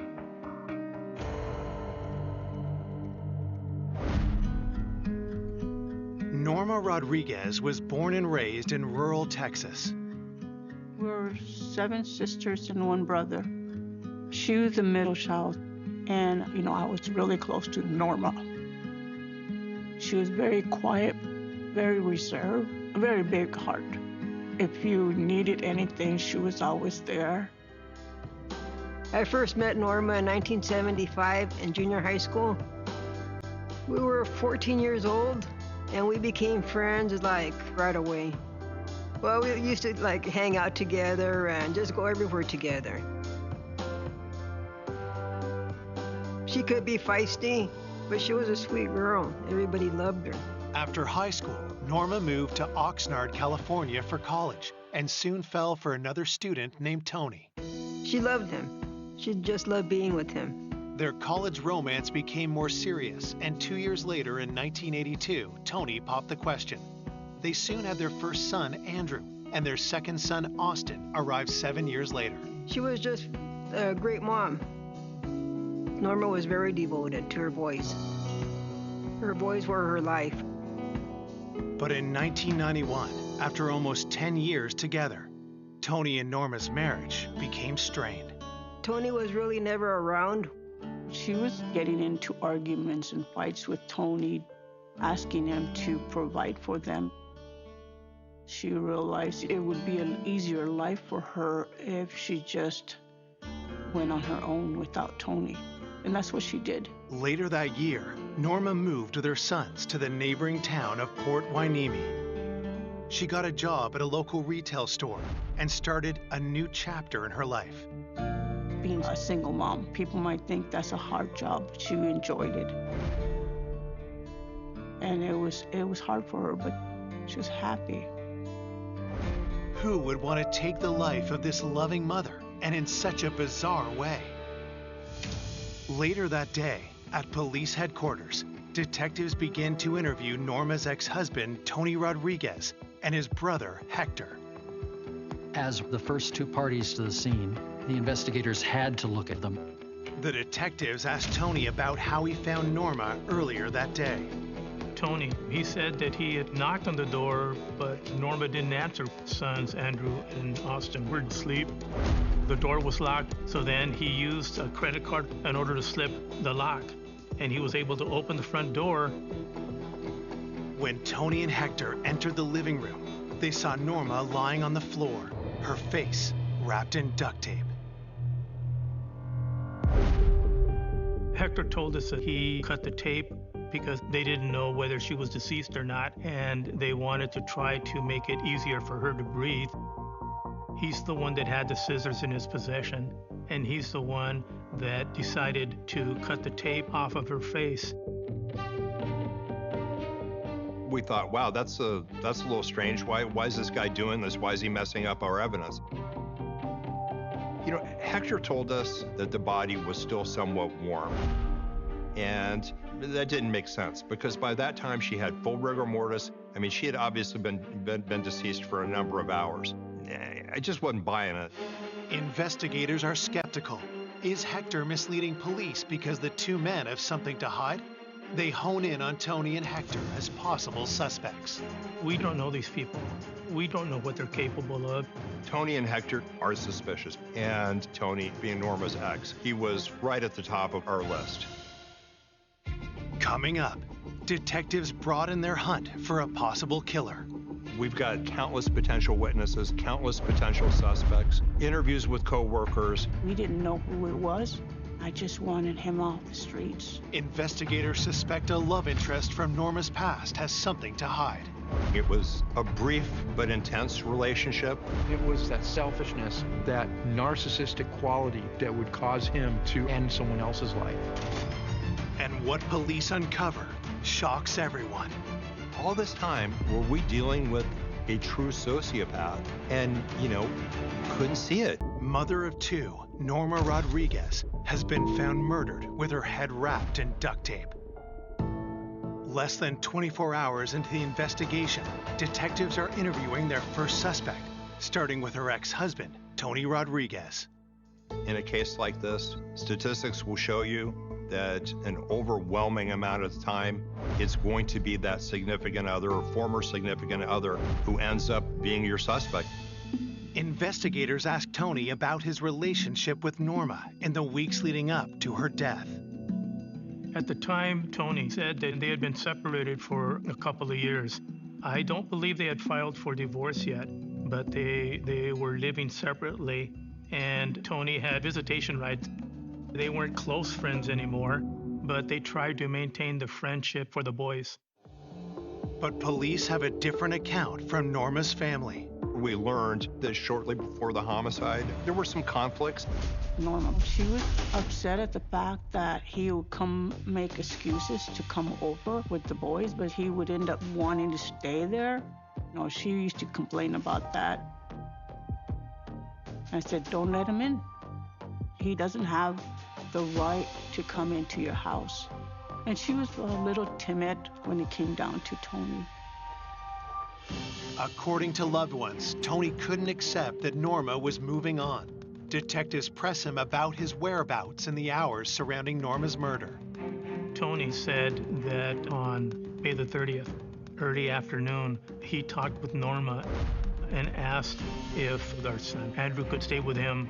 Tony had tickets to an Angels game the next day, and so they agreed that that was okay. Tony says Andrew was dropped back home the next night. At the time, Tony never entered the house. He found Norma's body the next day. Did Norma's ex innocently walk into the crime scene that morning, or had something more sinister happened?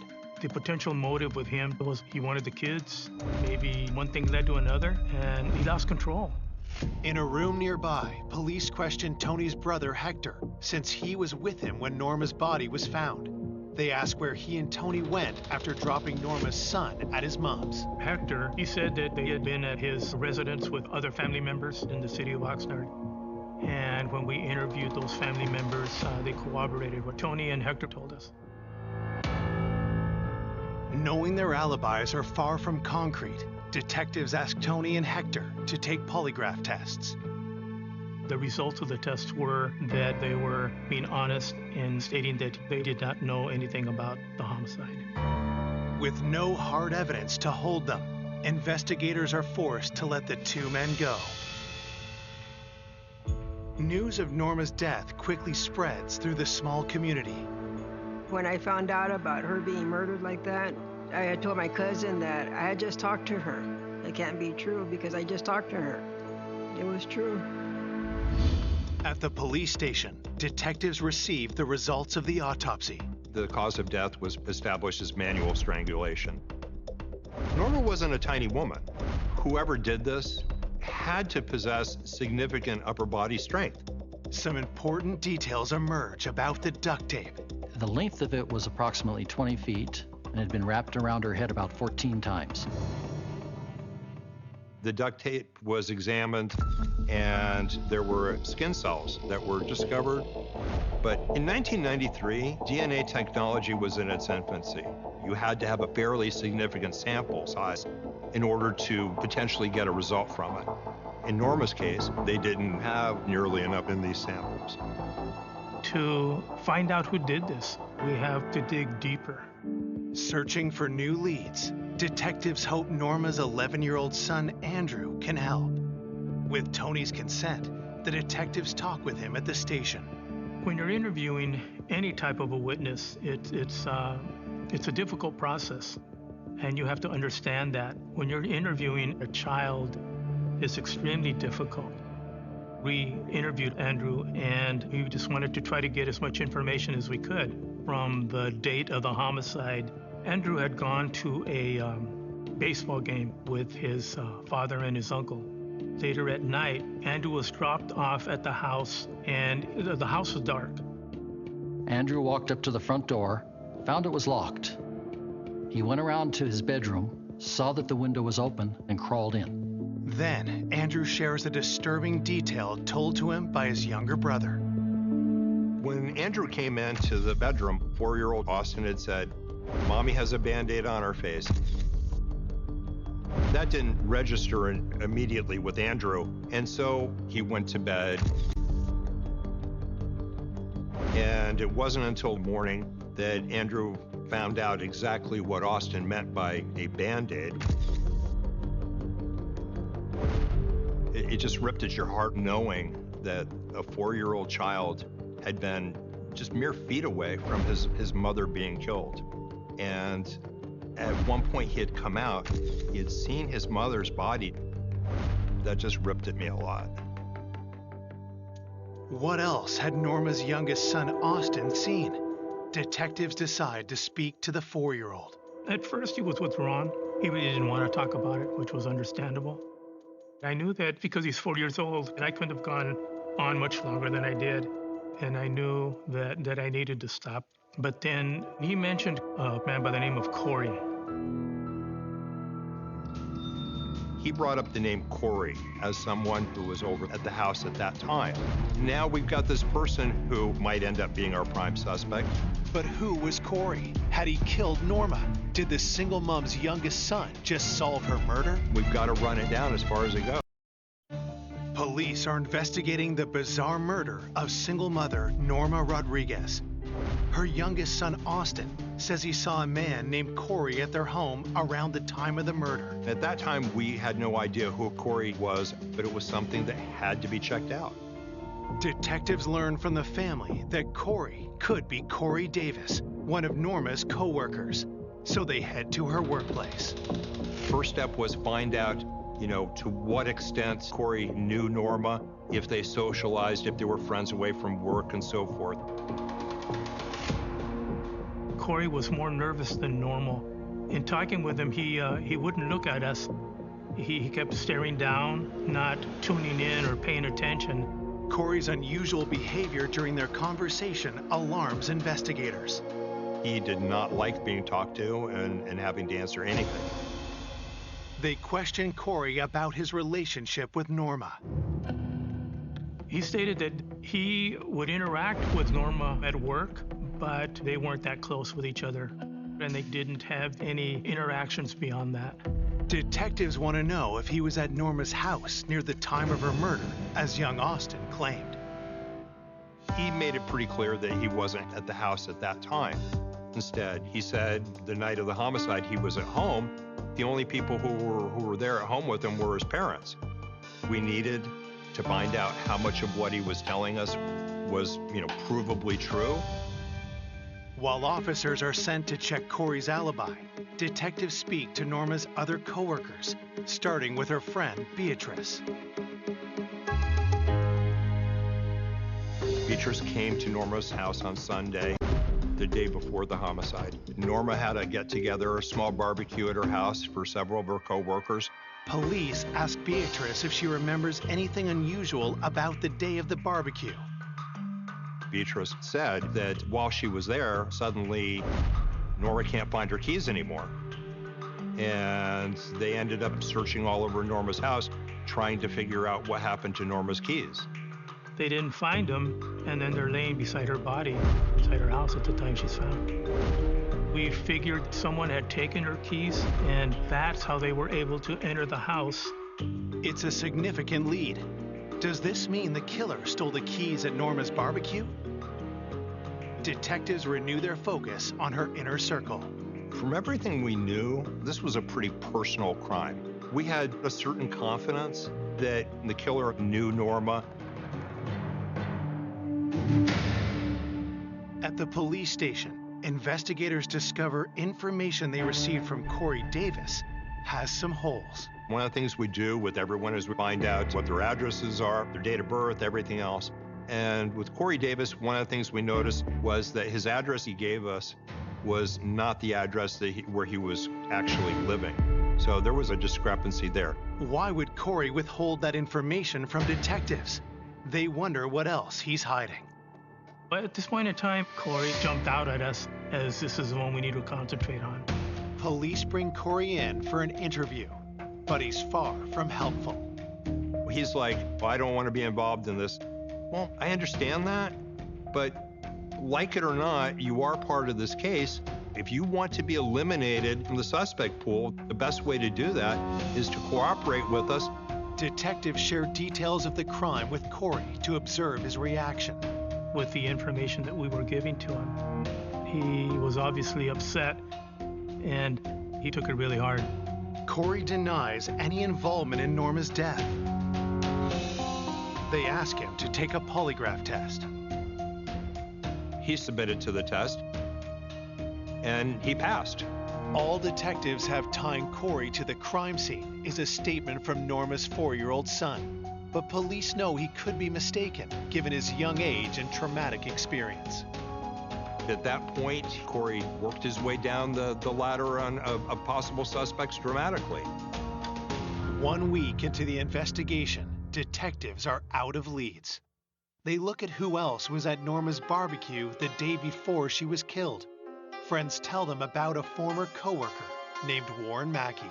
Warren Mackey was a previous co-worker of Norma's, and also he lived in fairly close proximity to her. Warren and Norma hit it off and became friends. They worked together for a while, and the work relationship became a social relationship. It appeared that Warren had something more than just a friendship interest in Norma.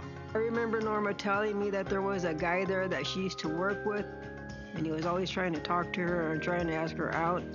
Talking to Norma's coworkers, detectives learned that Warren pursued Norma, but she wasn't interested in him romantically. Norma told Beatrice and some of the other people that she felt that Warren wanted more than to be friends, and that she wasn't interested in that. She tried to curtail any attempts that he may have made to ask her out. Some of the employees that we talked with felt that Warren wasn't real pleased with that. He liked Norma, and that he wanted the relationship a little bit more than what it was. But Norma still tried to maintain their friendship. She noticed he was kind of like an outcast, just very private. So she tried to include him in the group. She didn't want to leave him out. As detectives look closer at the quiet coworker, the information they uncover is concerning. Started picking up little details about him at that point. There were some people who said, yeah, good guy, he was okay to work with. But there were enough people who pointed out that he was a little weird and had made some overtures to Norma, enough to make us want to look into this a little further. But did Warren's workplace crush make him a killer? The nature of the relationship was of interest to us. We're going to have a conversation with Warren Mackey.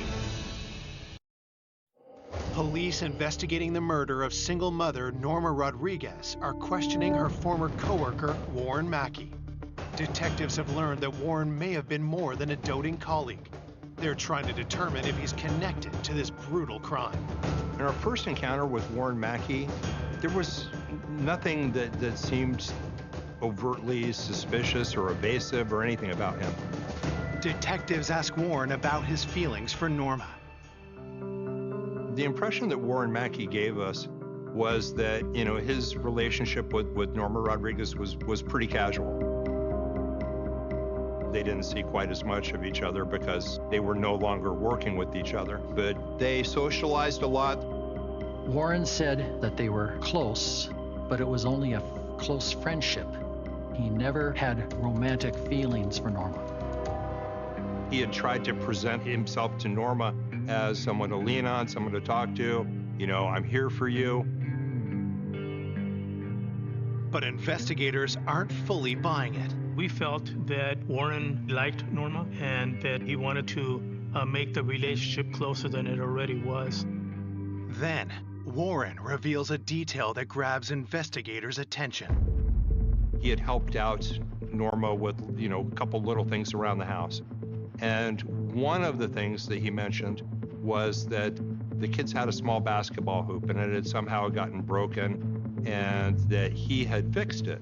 And what really kind of set off an alarm was the fact that he had fixed it with duct tape. This is the first time in the investigation that anybody's mentioned duct tape or someone possessing duct tape.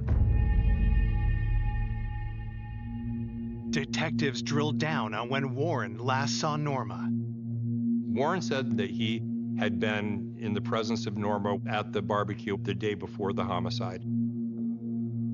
By the time things had wrapped up for the evening, it was essentially just him and Norma there, and they had just kicked back and watched TV for a while. This made him one of the last people who could have or would have seen Norma alive. Had the former coworker made advances on Norma, then attacked her when she turned him down?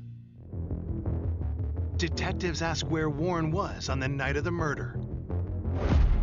Warren said that on May the 31st, close to Norma's homicide, he and his roommate and his roommate's girlfriend, they went to a nightclub in Santa Barbara till about 1:30, and then they came back to where they were living at in Oxnard. They talked for a short while, and then everybody went to bed. We drove to Oxnard, and we ended up talking with his roommate and her girlfriend who had gone with him for the night, and they corroborated his story as far as them going to Santa Barbara, closing the nightclub, and then getting back probably between 1:30 and 2 in the morning. Could Warren have had time to drive to Port Hueneme and kill Norma after arriving home from a late night out with friends? Warren agrees to take a polygraph. And he passed it, stating that he knew nothing about the homicide and he knew no one who would have killed her. With nothing concrete tying him to the crime, police let Warren go. But before he leaves, Warren remembers Norma had problems with a man she was dating almost a year ago, named Daniel Garcia. As the investigation continued, we started interviewing a number of people about Daniel. We found out that Daniel Garcia was Norma's boyfriend for a short period of time. They met at a party. Norma had a strong attraction to the charming mechanic. It was a brief but intense relationship, lasted a few months. She told me about Daniel, that she really cared about him a lot. They would do fun things together, and she always had a good time with him. Friends tell police Daniel ended the relationship, blindsiding Norma. Daniel had approached Norma and essentially told her that he wanted to go back with a former girlfriend. But Norma was affected quite a bit by the breakup. Then, detectives learned that the relationship was turbulent. There was some fraying in the relationship, and there were some conflicts. Now, that sends up some big red flags. There was one coworker who mentioned that they had witnessed a fairly heated argument between Norma and Daniel. Daniel came in while she was working. For whatever reason it started, They had a verbal altercation that were witnessed by other people. It shows there was hostile feelings on the part of Daniel Garcia. When detectives dig deeper into Daniel and Norma's relationship, they learn he visited Norma at home about 2 weeks before her murder.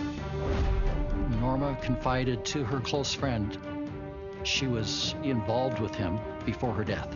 With a history of conflict in the relationship, did an argument turn deadly?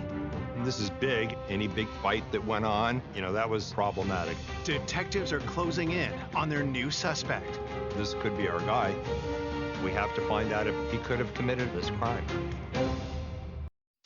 The investigation into the murder of single mother Norma Rodriguez is heating up. Police have a new suspect in their sights, an ex-boyfriend, Daniel Garcia.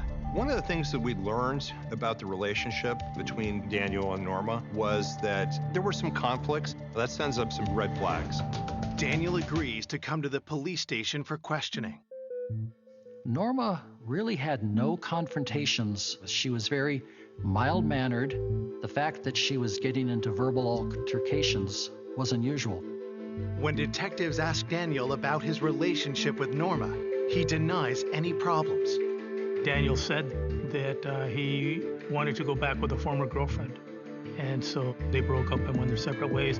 But they were still able to be somewhat friends, and he would stop by on occasion. Detectives confront him about the heated argument with Norma at her workplace almost a year earlier. At the time, Norma learned that he had had other relationships, and it was a problem. She was pretty upset by that. She still had feelings for Daniel. Had Norma attempted to restart their relationship, but instead wound up in a fight that spiraled out of control. During his interview, Daniel told us that he saw Norma but didn't have an argument. Detectives asked Daniel where he was the night Norma was killed. He stated that he was at home with other family members watching TV, and then he went to bed. We talked with other family members, and that alibi was corroborated, but family members will lie for other family members. Sometimes they won't be perfectly honest with what they know, and it's extremely difficult to put weight on that. Like previous suspects, Daniel is subjected to a polygraph. And he passed. With no evidence connecting the ex-lover to the crime, police let him go. It's another disappointing dead end. After a couple of weeks of going through this, talking to countless potential witnesses, countless potential suspects, neighborhood canvasses, interviews with co-workers, polygraph examinations, it was frustrating as hell.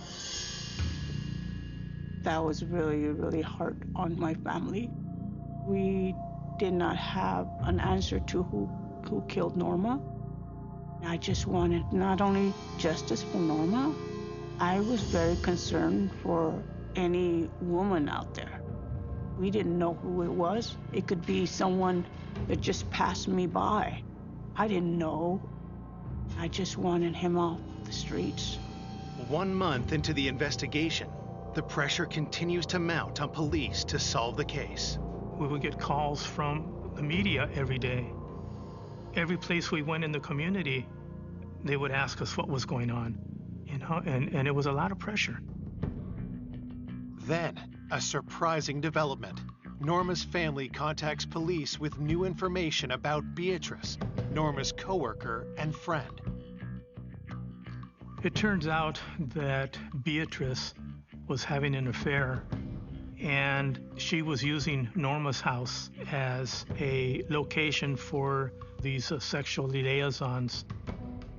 Norma knew about it and in fact condoned it and gave her a copy of her house key. But why hadn't Beatrice disclosed this detail to police earlier? We confronted Beatrice with this information. Initially, huge wave of embarrassment. But she laid it out on the line. She told us, the when, the how many times. Detectives question whether the secret rendezvous led to Norma's murder. Now we've got other people who had, either continued access to the house. Previously, they were on the periphery of this case. Now they've moved right to the center of it. One person detectives immediately turned to is Beatrice's husband, who also knew Norma. Had he gone after Norma for helping his wife have a secret affair? And now, suddenly, Beatrice's husband, he's potentially in the suspect pool. We have to find out if he has an alibi and if we can corroborate it. He apparently didn't know his wife was having an extramarital affair in Norma's house. That was not the most comfortable thing to do from an investigative standpoint, but it still had to be done. And, you know, the guy was crushed. He was absolutely crushed. Detectives questioned Beatrice's husband about his whereabouts on the night of Norma's murder. He told us that he had been at work late that evening. We talked to a lot of his coworkers. Everything about this man was genuine. 6 months into the investigation of the murder of Norma Rodriguez, detectives worry the trail has gone cold. We're no closer to narrowing it down than we were on day one. This case was very mind-boggling. You build up things that, wow, this is going to be great, it's coming together, and then it falls apart. As time progressed, the leads started falling off. It was tough. It was really tough. Months turn to years. For nearly a decade, the case is at a standstill. But Norma's family doesn't give up. Every year, we would call the police department for any updates, any new leads or anything. We kept it active. We didn't want this case forgotten. During this entire investigation, I had the picture of Norma Rodriguez on my desk. I swore to her that I would never give up trying to find out who was responsible. Then, 10 years to the day Norma was killed. An astonishing break in the case. Worker with a crime lab. He had a lot of the evidence that we secured in the Norma homicide. He called me and he says, we have a match. We have a match on the DNA. My head just like exploded with 1,000 thoughts. It was just nuts. I remember receiving the phone call and it was like winning the lottery. It's been 10 years since 32-year-old Norma Rodriguez was found in her home, strangled and wrapped in duct tape. The case has remained unsolved, with all leads turning out to be dead ends, until now.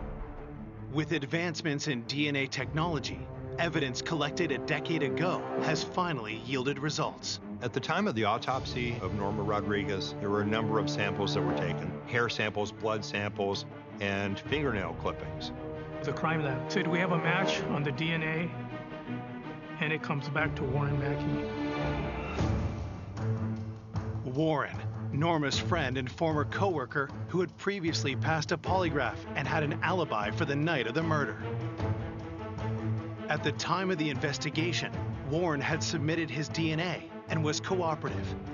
Of everyone we dealt with, he was maybe the coolest customer of the bunch. It just blows you away. Investigators start putting the pieces together about Warren Mackey. If you're dealing with someone who's a true sociopath, they can get past the polygraph test. So now I'm thinking, all this time, were we dealing with a true sociopath and, couldn't see it?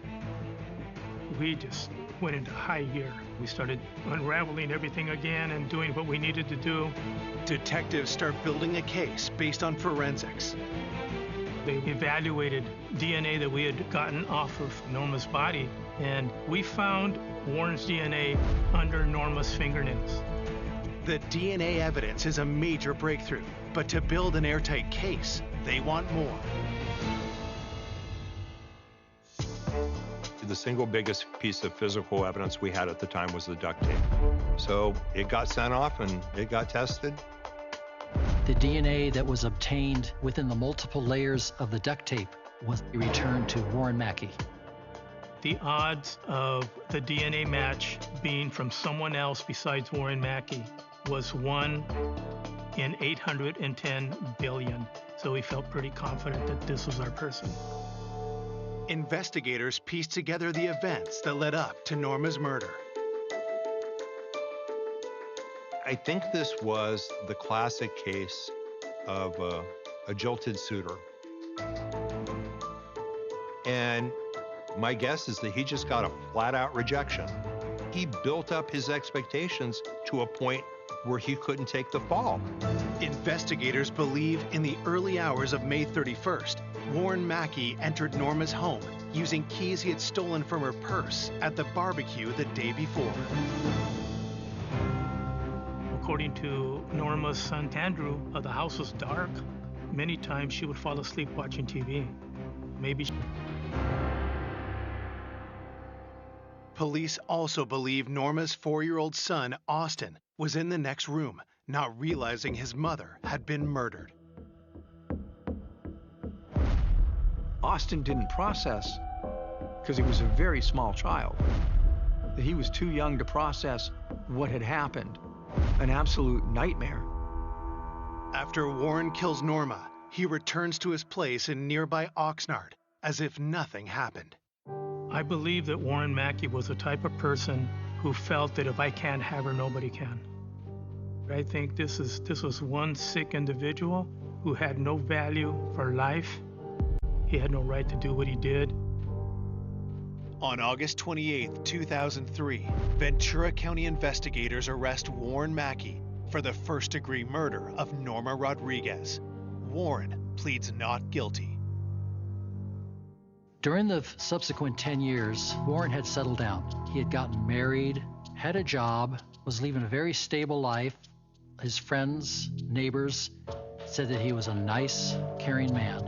And for him to live 10 years after that and not even have any remorse, that is not human. I can't imagine what is in a person's head to even hurt another human in that way. Then, on January 10, 2005, as investigators prepare for trial, the DA receives an unexpected call. Warren Mackey has changed his plea to guilty. Warren Mackey is an unexpected killer because people didn't see that inner demon, that selfishness, that narcissistic quality that would cause him to end someone else's life. People just didn't see him that way, but he was that way, and he is that way. On March 28, 2005, Warren Mackey is sentenced to 15 years to life for the murder of Norma Rodriguez. Oh, it was phenomenal. It was such an elation. You felt like this weight being lifted. At the end of the day, we achieved closure for the family, but there's never going to be complete closure.